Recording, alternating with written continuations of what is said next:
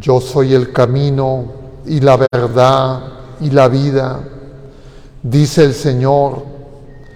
Nadie va al Padre sino por mí. El Señor esté con ustedes. Lectura del Santo Evangelio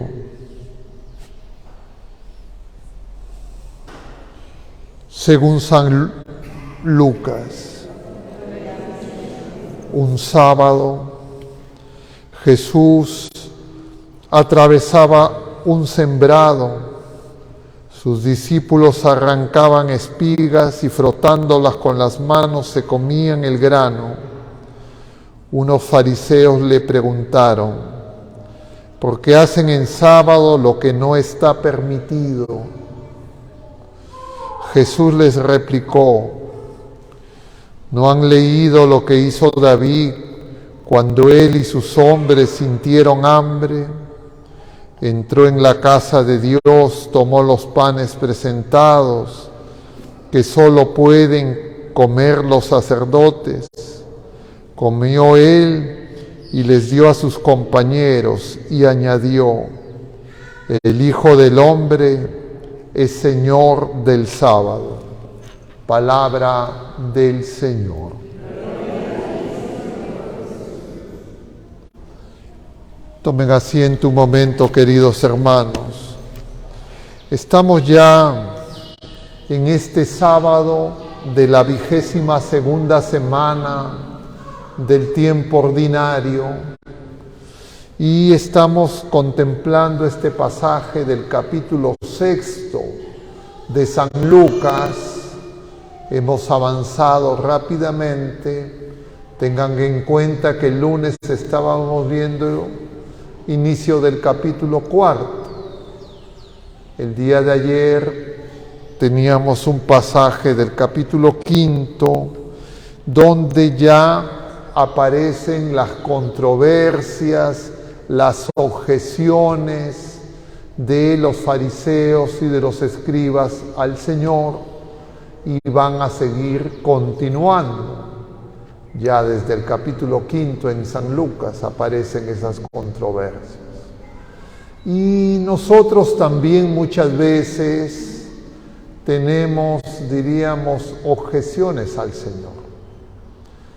Muchas veces nosotros decimos: bueno, el Señor dice así, pero yo lo voy a hacer a mi manera, lo voy a entender a mi manera, y uno poco a poco se va deslizando por una pendiente de rebeldía, que es, diríamos, la sintomatología de la enfermedad más grave que enfrenta al ser humano y que se llama pecado, y que conviene tener presente que el pecado, nosotros en la vida presente no lo vamos a superar totalmente, y va a coexistir la realidad de pecadores simultáneamente necesitados de conversión todos los días, y simultáneamente el Señor que viene a curarnos, a sanarnos, a salvarnos. Pero cuando uno ve estas objeciones, uno pensará: son poca cosa. Parece que se está exagerando el asunto, que el sábado, que se puede hacer el sábado, no. Y uno podría quedarse con una mirada muy superficial.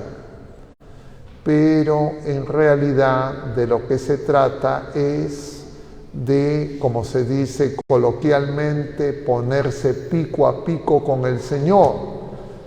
Eso es no reconocer su divinidad, no saber que Él es el Señor. Y por eso el pasaje termina diciendo: el Hijo del Hombre es el Señor del sábado. Es decir, no hay nada más que Dios. No hay nada por encima de Dios. Pero además estamos leyendo ya desde el día miércoles la carta a los Colosenses, en la primera lectura esta semana. Y el día de ayer que hemos celebrado la Natividad de nuestra Madre Santísima, ha caído justamente en este viernes de la 22ª semana del tiempo ordinario. No siempre es así, y por esa razón no hemos leído un pasaje de la carta a los Colosenses que es fundamental en toda la revelación. Es el himno cristológico en el que Pablo, o mejor el Espíritu Santo a través de Pablo, nos revela quién es Jesús. Y está dirigido, claro, en esta carta, pero no solo a esa iglesia, sino a la iglesia de todos los tiempos, a todas las criaturas humanas y también a nosotros, porque en esta carta, en este pasaje del día de ayer, queda claro por qué es tan grave lo que están haciendo los fariseos y los escribas. Y como no lo hemos visto ayer, lo voy a leer. Ustedes seguro ya lo han escuchado muchas veces, pero es tan hermoso y tan denso que creo que conviene que muchas veces hagamos oración con este pasaje, y por eso la Iglesia en las vísperas del día miércoles, todas las semanas se lee este pasaje, que les paso a leer. Está en el capítulo 1, versículos del 15 al 20 de la carta a los Colosenses. Es un himno cristológico que tiene otros paralelos en la carta a los Efesios y en la carta a los Filipenses. Pero el de los Colosenses tiene cosas específicas que luego de leer esto comentaré también con el pasaje que hemos escuchado hoy en la primera lectura. Pero dice Pablo: Cristo Jesús es imagen de Dios invisible. Es decir, Cristo Jesús es el sacramento de Dios, porque el sacramento es Dios que se hace visible. Y cuando nosotros recibimos los 7 sacramentos de Jesucristo, no estamos recibiendo algo, estamos recibiendo a Dios, al Señor. Y los sacramentos, los 7 sacramentos de Jesucristo, los podemos distinguir, son distintos, pero son inseparables, son unidad. No podemos descuartizar, fragmentar a Jesucristo. Y claro, el culmen de esos sacramentos es la Eucaristía, como la que ahora celebramos. Dice además que es primogénito de toda criatura, es decir, por encima de todas las criaturas. No hay ninguna criatura espiritual que esté por encima del Señor. Ni ángeles buenos ni ángeles caídos. Y ante Él no hay nadie que se pueda oponer. Él es la ley. Todo, absolutamente todo está subordinado al Señor. Porque por medio de Él han sido creadas todas las cosas. En consecuencia, ninguna criatura, ni siquiera nuestra Madre Santísima, claro, ella no lo haría jamás, porque ella es la esclava del Señor, dócil al Señor, se puede atrever ni siquiera con el pensamiento y con el deseo querer contrariar al Señor. Él es Dios y todas las cosas celestiales, celestes y terrestres, visibles e invisibles, tronos, dominaciones, principados, potestades, todo ha sido creado por Él y para Él, para servirle y darle gloria. Él es anterior a todo y todo se mantiene en Él. Es decir, la vida de todo lo que existe, seres vivos, toda la creación, se sostiene en Jesucristo. Inclusive los que se rebelan al Señor. Y eso es un misterio grande, Porque a veces nosotros nos podemos llenar de miedos, de temores ante las criaturas, visibles o invisibles, y todo está subordinado al Señor. Ninguna criatura de ningún tipo. Y eso lo tenemos que tener claro. Y entonces, si tenemos miedos de lo que ocurre en nuestra vida presente, de la influencia de las criaturas invisibles, sean microorganismos o seres espirituales, enfermedades, lo que sea, es porque nos falta la luz para descubrir, es decir, nos falta la fe para descubrir quién es Jesucristo y que nosotros somos de Jesucristo, porque las criaturas humanas somos llamados a unirnos a Jesucristo y los bautizados somos cuerpo de Jesucristo. Entonces, eso es fundamental para la fe, para entender el misterio de quién es Dios revelado en Cristo y el misterio de quién somos nosotros, las criaturas humanas, y el sentido de nuestra vida. Pero más aún, dice el Señor, Él es la cabeza del cuerpo de la iglesia. Es decir, es Él el que nos tiene que mover. Y cuando nosotros nos queremos mover sin la cabeza, eso es porque hay, entre comillas, una enfermedad grave, tiene que ser curada. Tenemos que ir a Él, y Él, y solo Él, puede vencer cualquier enfermedad, daño, mal que pueda ocurrir en cualquier criatura y en cualquier criatura humana. No hay más, absolutamente. Y entonces las otras criaturas que son fieles al Señor siguen sus órdenes. Y no es al revés, que las otras criaturas les dan órdenes al Señor. Entonces esto nos ayuda para entender la intercesión, la comunión de los santos. Y empezando por nuestra Madre Santísima. No hay ninguna criatura humana, ninguna criatura celestial que pueda cambiar el designio de Dios. Todo lo que hacen todas las criaturas, todos los ángeles, todos los santos, es obedecer al Señor. Pero nosotros a veces imaginamos que los santos, los ángeles, son como nosotros. Claro, nosotros en esta vida presente, uno cuando quiere obtener el favor de alguien, a veces no puede llegar directamente a la autoridad, al poderoso, diríamos, de turno en esta vida pasajera, y uno se acerca a sus allegados, y los allegados, diríamos, hacen, o ofician sus buenas intenciones, pero no es así en la providencia de Dios. Entonces, en la providencia de Dios es al revés. Primero es Dios y luego lo que hacen las criaturas es hacer el plan de Dios. Y cuanto más santas, más fieles. Alguien podría decir, pero en Caná de Galilea, la Virgen le cambió los planes al Señor. No le cambió los planes. Estaba dentro del plan de Dios.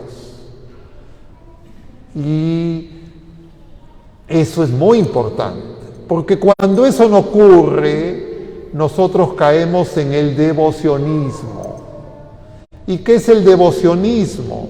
El devocionismo es justamente creer que tenemos que buscar por aquí, por allá, fórmulas, cosas que tenemos que hacer para que, entre comillas, en algún momento Dios sea favorable, sea propicio. Él siempre es propicio. Nos ama infinitamente, no podemos dudar de ese amor. Pero cuando yo empiezo con esto, saber de repente por aquí, por allá, Él me va a amar. De repente por aquí, por allá, Él me va a escuchar. Es que no he descubierto quién es Dios y cuál es su providencia admirable. Pero dice más Pablo, en el principio, es el principio, el primogénito de entre los muertos, y así es el primero en todo, es decir, incluso de los muertos. Y por eso es que él experimentó la muerte para vencer a la muerte. Entonces ya ni la muerte nos puede atemorizar, porque ni siquiera la muerte es ya la última palabra, ya el último enemigo que es la muerte ha sido vencida.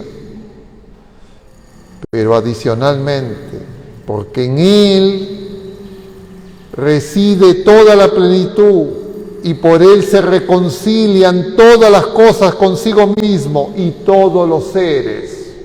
No hay otro camino de reconciliación, los del cielo y los de la tierra, haciendo la paz por la sangre de su cruz. Es decir, esa victoria del Señor no se ha obtenido de cualquier manera, y la victoria es sobre el pecado, sobre la desobediencia, sobre la ignorancia nuestra, y se ha obtenido en la cruz. La cruz de Cristo es la manifestación del amor extremo y simultáneamente la victoria. Y claro, para los judíos, para el pueblo de la primera alianza, eso no era comprensible. Lo veíamos el domingo con Pedro, que le decía al Señor, luego de hablarles de la cruz, que no le podía pasar eso, y Jesús le dice a Pedro, atrás, tú me sigues a mí, yo no te sigo a ti. Y entonces, ¿cómo comprender el misterio del dolor, del sufrimiento, del mal, que por supuesto todavía subsiste entre nosotros, iglesia peregrina, en este tiempo? Y lo tenemos que entender como una manera de purificación, una prueba para que vayamos al Señor con fe. Y así no habrá nada ni nadie, ni nada que nos ocurra en nosotros que nos pueda derrotar. Y eso lo tenemos que tener muy presente. Claro, estos fariseos, estos escribas que empiezan a confrontar a Jesús, tenían esta conciencia de Dios, pero no reconocían que Jesucristo era Dios. No reconocían que era el Mesías esperado. Hasta ahora lo siguen esperando. Nosotros sí lo sabemos. Pero esa es la paradoja, que a pesar que lo sabemos, actuamos en la práctica como si no fuera así. Es decir, nuestra fe necesita ser purificada. Y por eso nos llenamos de mil cosas.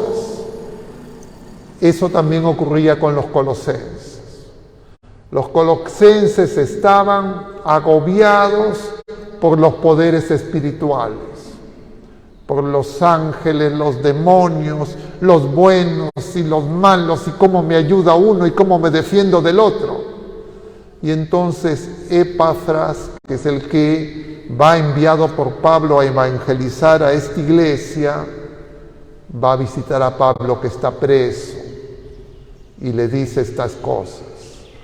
Y entonces le dice, son personas que quieren seguir a Jesucristo, pero tienen esas trampas. Y entonces por eso es que Pablo escribe esta carta. Claro, uno diría, eso era un problema del pasado, pero no, ahora también lo vemos. Y a veces nosotros queremos hacer coexistir todas esas mezcolanzas. Y claro, eso no es conforme a nuestra fe. Y a veces uno cree, no es que yo he visto qué tal cosa, qué he pensado, qué he sentido. Solo Cristo. Y lo que pensé, lo que sentí, lo tengo que ver con Cristo. Y si veo en Cristo ese amor inmenso, esa entrega total, ese abajamiento extremo, esa humillación, Él siendo inocente se hace pecado, nos dirá San Pablo, es porque ese amor es infinito. Y entonces ya tengo que estar pensando, es que el Señor no me escuchará, es que de repente, tendré que enviarle un WhatsApp, otro mensaje, alguien que le avise. No. El problema que tengo, si es que surjan esos pensamientos, esos temores en mi cabeza, el problema es mío y tengo que decir, Señor, me falta fe. Señor, no te estoy escuchando. Señor, no te conozco, creo que tú eres como la gente, como las criaturas humanas que peregrinamos, pecadores, ignorantes. No alcanzo a comprender la grandeza del don que nos haces, perdóname. Y entonces el Señor nos levantará. Pero ¿qué ocurre? Las personas se juntan, juntémonos aquí, hagamos esto, hagamos lo otro, como si las obras humanas fueran las que hubiesen obtenido la victoria. Y la victoria es solo de Cristo, solo del Cordero. Él es el león de la tribu de Judá, ya venció. Y por eso es tan importante el tema del descanso. Porque para los judíos que no reconocían a Jesucristo, ellos no entendían lo que iba a ocurrir en la cruz, en su Pascua, la nueva Pascua y Pascua definitiva, y ellos se guiaban por el Génesis. Y efectivamente en el Génesis se nos dice que el séptimo día, el sábado, el Señor descansó, porque vio su obra y dijo que era bueno. Entonces tenemos que entender el descanso, porque esos movimientos, diríamos, emocionales, pseudo-piadosos que vivimos, es porque no encontramos descanso en el Señor. El Señor es el descanso. Él viene y nos dice, vengan a mí todos los que están cansados y agobiados y yo los aliviaré. Y entonces eso no depende de un día, es una persona. El sábado no es un tiempo particular, el sábado es Dios mismo, que ofrece descanso a la humanidad entera y a la creación entera, y quiere hacerlo a través nuestro. Porque claro, cuando nosotros vemos los días, 24 horas, calendario, fechas, eso es simplemente para que comprendamos mejor que el Eterno ya entró en el tiempo. Jesucristo se ha encarnado y ha ascendido al cielo. El cielo y la tierra están comunicados en la persona de Jesucristo. Y eso también acontece en cada uno de nosotros, en nuestro corazón. Y nosotros tenemos que ir a Él. Y por eso San Pablo dirá hoy, en Él hemos sido reconciliados. En Él está el perdón, la nueva creación. ¿Y para qué ha hecho todo eso el Señor? Para que nosotros tengamos su vida divina, que ya nos dio en el bautismo, que tiene que crecer, y ese crecimiento de esa vida nueva que hemos recibido en el bautismo, lo podemos resumir con un nombre, se llama santidad. Pero la santidad es algo misterioso, porque solo Dios es santo, lo decimos en el himno de gloria. Solo tú, Señor. Nosotros, incluida nuestra Madre Santísima, estamos llamados a ser santos por participación. Porque el Señor nos lo ofrece, Él nos lo da. Nosotros no lo podemos conseguir. No hay nada que nosotros podamos hacer que nos santifique. Porque la santidad, la santificación es obra de Dios. Las cosas que nosotros hacemos tienen que ver con crecer en esa confianza, en ese amor y en esa esperanza que el Señor fiel hará en nosotros esa obra. Pero a veces nosotros creemos que nuestras prácticas devocionales nos van a santificar.